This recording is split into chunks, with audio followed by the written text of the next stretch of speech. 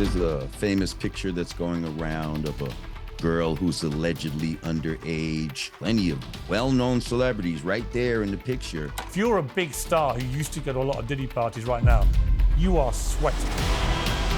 Diddy got a ton of money, he got a ton of influence. The reason people have been quiet so many years is because I believe they're afraid for their lives. I mean, he can get hitmen to come out and touch you. He has a lot to lose, and people that have a lot to lose will do crazy things. It does look ridiculous in light of other well-known defendants who are charged with similar types of crimes. They are getting out. They are posting large multi-million-dollar bails. It doesn't seem reasonable that he wouldn't be given that same consideration.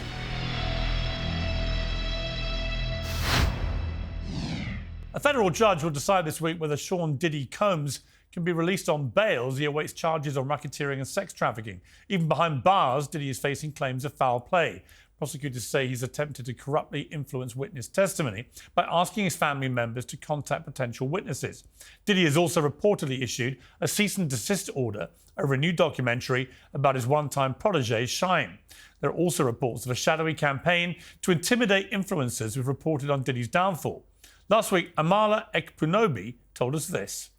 Before we finish, I want to talk to you just completely separately about P Diddy. Just yesterday, we had two private investigators, the day before yesterday, go ahead and visit an old residence of mine, trying to figure out whether or not they've been paid by a certain institution, company, entity to discuss P. Diddy's lawsuits and his connection to other celebrities. They also let me know that had they found out I was paid by a certain company, entity, client, they would offer to pay me to disclose exactly who that was. And they'd like to know the business deal that I made with them in order to pay me more to promote the opposite narrative.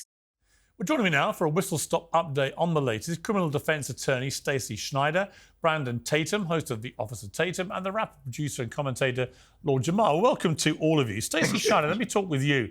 From a legal perspective, obviously Diddy's in deep trouble, but all these extra things that have been bubbling around, talk of maybe corrupting potential witnesses, etc., etc. How much worse is that all potentially making his situation? A whole lot worse, Piers. That type of conduct, if it's really going on, can be introduced into the trial in front of the jury, and it shows indicia or consciousness of guilt. Someone trying to corrupt the proceedings, allegedly. Now, this has been alleged, but they're saying, the prosecution brought up in his past bail hearing last week that he was abusing his phone privileges in prison. Now, he has a set list of people he can call out to, and he allegedly was using other inmates' phone lines or phone time to call out to people he wanted to speak to, and they were alleging that could be witness tampering, and that's a really bad move on anyone who is incarcerated pending trial. Officer Tatum, I mean, it just seems to be a scandal that with every week gets more fuel, more fire, more names enter the kind of rumour mill about this. Do you think we're looking at something that could just be a lot bigger than people realise? Hey, Piers, I think 1,000%. If you listen to the lyrics of P. Diddy and some of these other people over the years, they are telegraphing some of the things that P. Diddy is accused of. And I'm not shocked. I mean, if you talk about him calling witnesses and tampering with witnesses. Are you shocked? This guy is a mogul, and he's gonna do his best to not spend the rest of his life in prison. And of course, he's gonna try to make his image look better, calling his kids, having them put it online, and all of that other stuff. But we all know that this guy has been doing this for a long time. Cassie is not the first, and she wasn't, in my opinion, she was with him when he was doing this to other women. And then you go off and look at the totality of circumstances with the industry and how many people are involved. I think TD Jakes could be involved. There's a whole bunch of people that have been to these Diddy parties that are probably going to be implicated. Lord Jamar, we've spoken a few times since this scandal broke. I presume you're hearing a lot of stuff from people in the music world. How panicky are people getting? There are reports from a TMZ documentary called The Downfall of Diddy, Inside the Freak-Offs, where it claimed that high-profile celebrities are reaching out to victims and offering them money in exchange for avoiding any public exposure. Are you hearing stuff like that? I haven't heard anything directly like that. I've seen things online But I will say, behind the scenes, a lot of names are starting to be thrown around, people that were close associates with Diddy. And I think these people are very worried about what may be coming out in the very near future. I want to play a clip. This is from November the 4th, but it's where Sean Combs spoke to his children on the day of his 51st birthday. Let's take a look at this. Happy birthday to Daddy. Yay! I love y'all so much. We love you too. Love you, Pastor. I can't wait to see y'all. Yeah. Can't wait to see y'all. And I just want to say I'm proud of y'all, especially the girls. I mean, all of y'all, but just for being strong. Thank y'all for being strong, and thank y'all for being by my side and supporting me. I love y'all. I got the best family in the world. Ms. Stacy Schneider, we saw that, obviously designed, put out on social media, designed to make him look like a good father, good family man, the last person who could possibly be guilty of these incredibly serious things he's been charged with. We also, when he was at the bail hearing, and I'll come to that in a moment with you, he seemed to wink and laugh at the media. His own behaviour here, how relevant will that be in the general mix? So prosecutors raised that video we just saw with the family as him trying to allegedly tamper with the jury pool and create this image, but I don't really buy it. And as a criminal defense attorney, I don't think there was much wrong with the family video. He wasn't signaling to witnesses in the case. He wasn't commenting on the evidence in the case. He wasn't even declaring his innocence. He was merely sending out a video of his family wishing him well for his birthday. And when he goes to trial, there is no doubt in my mind, and I know as an attorney, I would tell him to do this. I would have his family sitting in the front row behind him, showing their support. It's very important that you show that people, are vested in the outcome of the case, that you have family members involved. And it's important. This man is in media, and I don't blame him for trying to sway the optics and show he's a good family guy. I think that has no effect on the outcome of the case, and it should not affect bail. But he's done plenty of other things that are going to go against his getting bail, and this should be the least of it. Yeah, I mean, on the issue of the bail, the court rejected the idea that Diddy be kept under house arrest at his island home in Miami. The district judge said that's not going to work. However, the judge did seem to potentially open the possibility to confinement with around-the-clock security at a 3-bedroom apartment on Manhattan's Upper East Side. I mean, from everything you've gleaned from this case, Stacey, how likely is it that he will be let out on bail? So I'm calling it 50-50 right now. The reason they didn't want to use the Miami house is because it actually has a boat deck or a boat pier behind the house, and they were worried about people coming up behind the house. The New York City apartment, which is this 3-bedroom apartment in New York, which isn't that large for a mogul like that, which is interesting. But that they're going to hire private people. They proposed hiring private people to guard that, to monitor who comes in and out, who he can speak to from the home, what phone lines are available to him. But the problem is, I don't know that the judge is going to give him that break, which most defendants would get with these types of charges. I mean, such an unusual case. This isn't like he's a danger to the community at large. He's a danger to the limited number of people he allegedly engaged in. But I think that the use of his resources, extending out, and his alleged attempts while he's in prison to reach out to witnesses potentially is going to hamper the judge's decision to let this happen. But in all fairness, it probably should give him that opportunity based on the charges. Officer Tatum, I mean, during the hearing, the defense lawyer, Mark Agnifilo, disputed the prosecutor's contention that a 2016 hotel surveillance video of Diddy assaulting his former girlfriend, Cassandra Ventura, we mentioned this earlier, known as Cassie, obviously, showed there was a risk he would act violently if released. I mean, it wasn't just that video. We've had a lot of women come forward and talk about either what happened to them or to other people, other women, involving his tendency to commit acts of violence against women. This idea of whether he's a danger to the public, he's obviously a violent guy. We saw it with our own eyes. When you drag a woman through a hotel corridor oblivious to the fact there are cameras and just start beating her up. That's a dangerous guy, as far as I'm concerned. Well, I think he's conditionally dangerous, meaning that when he's in situations where his anger gets the best of him, he lash out on people and can really do some damage. Obviously, we saw on camera one incident. I'm sure he beat her all the time. At least that's what she alleged. So I think that when they're looking at whether or not he's consistently violent, it's not like he's in the streets doing drive-by shootings and got bodies on his record. So they're not going to consider him to be a present dangerous person. However, his financial means and the history of alleged things that he's been involved in, which using other people to commit crimes, is the thing that I think they should be most worried about. P. Diddy got a ton of money. He got a ton of influence. The reason people have been quiet so many years is because I believe, and this is my opinion, I think that they're afraid for their lives. I mean, he can get hitmen to come out and touch you. Right. And he's rapped about it. He's been involved with situations like that. People think he has something to do with Tupac's death. And so I think that they should consider that him being out could cause him to use other people to act on his behalf to do violent things to get him out. He has a lot to lose, and people that have a lot to lose will do crazy things. Yeah, I mean, Lord Jamar, I mean, look, he's always portrayed himself, yes, as a mogul, but also as a bit of a gangster. And I always think when people show you who they are, you should believe them. You know, I do think that what Officer Tatum said there has got merit. I think this is a dangerous, violent character who's used to control, whose life is currently spiraling out of control. And as such, I would think he might represent a danger to people, particularly those, as Officer Tatum said, who might want to testify against him.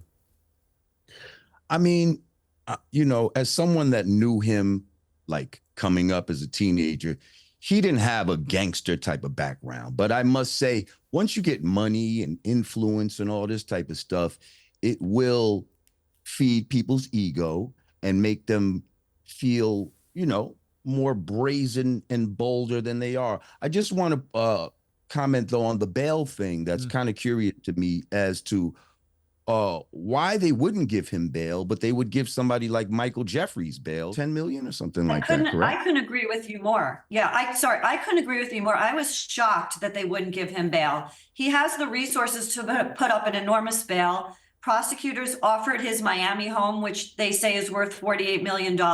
They offered to post a $50 million bail. They can restrict his movements. They can put an ankle bracelet on him.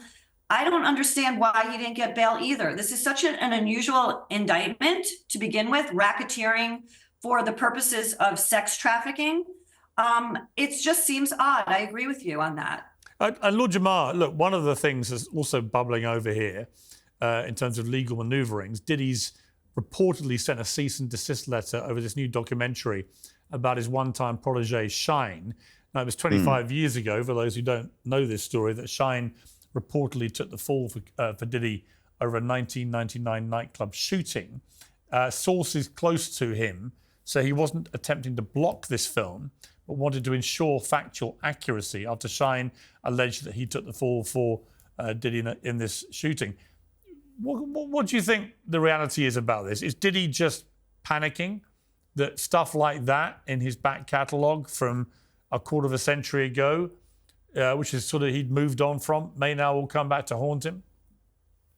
I think there's a bunch of things that Diddy did in the past, a bunch of snips and interviews where he revealed certain things about his personality and the things that might have been going on. You know, you see little videos of him and Justin Bieber, and he's talking about, oh yeah, the parties get really wild and all this type of stuff. I think all of that stuff is going to come back to bite him in the end, you know? I mean, someone who knew him, I mean, how will he be dealing with incarceration? This is somebody used to the high life, you know, mansions, private jets, all the money he could possibly want, and the glamorous parties and so on. How will he deal with being in a cell and potentially, as he knows, facing never coming out? I mean, he's not going to enjoy it, but as somebody with money, you can maneuver much better in jail than someone that doesn't have money. This is why he has the ability to get other inmates phone time, and, you know, you can get extra food and all that. I'm sure he's paying COs to go out and get him outside food and all that type of stuff. That, you know, that exists. And when you have money, you can kind of maneuver, but you're still in jail. And for someone like him, with a massive ego and just the massive appetites and the type of lifestyle he's been living so long, it's still got to be a hell for him. Yeah, and Stacey, the other hell for him is that every day seems to bring new allegations. And with all of these cases, when someone's as famous as this, some of them will be true and some of them will be people trying to scam the system. And it's, the authorities have to try and wade their way through all of this and work out the wheat from the chaff in terms of credibility. There's one story of a singer-songwriter, Tanya Wallace, who said that at a 2018 party, she saw minors, this is a Diddy party, minors dressed up, she said, like Harajuku Barbies, red lipstick, looking real sexy. Diddy's lawyer said she has no credibility. Her claims about free costs of minors are completely and categorically false. But it comes at the time when a lot of other people have come forward to also suggest that minors were involved in these parties. Yeah, prosecutors have a huge advantage over Sean Combs in this case and his lawyers because there are so many civil lawsuits pending now against him. Prosecutors, that's a mine of evidence for them to use. They can go to all those lawyers. They can sift through whatever documents or videos or text messaging they have. Can they? Okay, that's it. Okay, let me stop you there. I'm very interested by that. I didn't know that. So if they're waging a criminal prosecution, do they have unlimited powers to go to all the civil actions and get all that discovered evidence? Yes, it would be by request, but if the government has cause to believe that some of the civil actions, that there's evidence in there that they need for their case, they can subpoena that. They can also subpoena celebrities as witnesses in this case if they're watching videos and there are celebrities in there and they feel that their testimony is relevant. They can do that. So the government's going to be very interested in looking at all the evidence in those civil cases, in addition to the evidence that the government already has. Now, when I say evidence, obviously it has to be tried in court, but don't forget the FBI raided both of his homes in Los Angeles and Miami and seized all kinds of alleged evidence, which they named in the indictment, which was allegedly rifles with serial numbers that were etched out. And I think you might have heard about 1,000 tubes of lubrication that they alleged were used at the freak-off parties. There's all kinds of damning alleged evidence that the government already has, but there's so much out there with all these lawsuits and additional allegations against him that it's just a free-for-all of evidence that could be brought in. It reminds me, Officer Tatum, it reminds me a bit of Harvey Weinstein, where he was deemed too big to fall in Hollywood. One of the biggest beasts in Hollywood in every sense, it turned out. But he was a guy, he won more Oscars for his company than I think any other person in Hollywood history and so on. He seemed untouchable until he wasn't. And now he's never coming out of prison, quite likely. I'm getting that same kind of feeling about P. Diddy, that we may actually never see him come out of prison. This might be it. Yeah, I agree. I mean, there's a lot of things operating here. To the point that was brought up earlier, the defense will have to try to make these things not admissible in court, right? Some of these civil suits, if they can try to get it to where they cannot bring any of these things up in court because they're civil issues and they're not relevant, that can work for P. Diddy on his side. But I think that P. Diddy is like Jeffrey Epstein, man. These guys are untouchable when they have so much money, and that at some point it all comes crashing down. And it's two ways of it crashing down. One is that they have so many different people that were involved in these Diddy parties, and they've seen things and they've been involved in things, and they can leverage those witnesses against him and give them amnesty or whatever, not amnesty, but give them the ability to not be prosecuted in order to testify against him. They did the same thing with Donald Trump, and they're going to do the same thing with P. Diddy.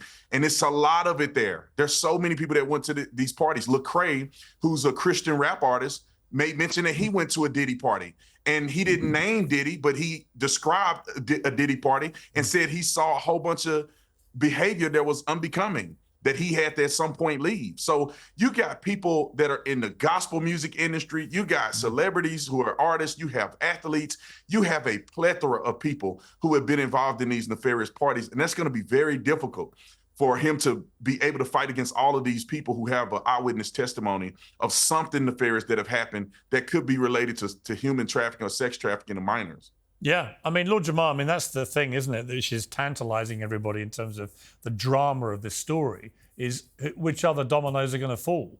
You know, we've all seen how many massive stars hung around Diddy all the time and went to these parties quite regularly. I'm not going to get into naming them all now because it's sort of unfair as well, because just because you're there doesn't mean you were party to either seeing or participating in any criminal activity. But, you know, if you're a big star who used to go to a lot of Diddy parties right now, you are sweating. Listen, there's a famous picture that's going around of a girl who's allegedly underage on a table naked where different celebrities are eating food and sushi off of her body. And, you know, there's plenty of well-known celebrities right there in the picture. And I saw actually an interview of this young lady. And if it's true, what she's saying, it's some really horrible stuff that took place at these parties. Yeah. And some of your most favorite actors, athletes, all kinds of people were participants in what was going on, allegedly. Well, it seems that there were different stages of these parties. There was like a very glamorous, you know, straightforward drinks party. Then there was a second one. And then at like 3 a.m. came the freak out stuff. And that's the stuff which clearly it was deeply unsavory. It might well have been deeply criminal. We'll find out. Stacey, final question for you. I mean, I think I asked you this earlier. You said you're sort of 50-50 about bail, but does your gut tell you we're going to see Diddy out in the streets again? Or is that it, do you think? The judges have been so rough with the bail arguments and not accepting anything that the defense was offering. But I think this time it does look ridiculous in light of other well-known defendants who are charged with similar types of sex trafficking crimes. They are getting out. They are posting large multi-million-dollar bails. It doesn't seem reasonable that he wouldn't be given that same consideration. However, the judge reviews the recorded calls from prison in chambers. And if he got on those calls and there was any semblance of alleged witness tampering from prison to the outside, then there is no way that he will be granted an opportunity for bail. So the judge will signal what that is based on the decision. Okay, well, we'll have to wait and see. Panel, thank you very much indeed. I appreciate it.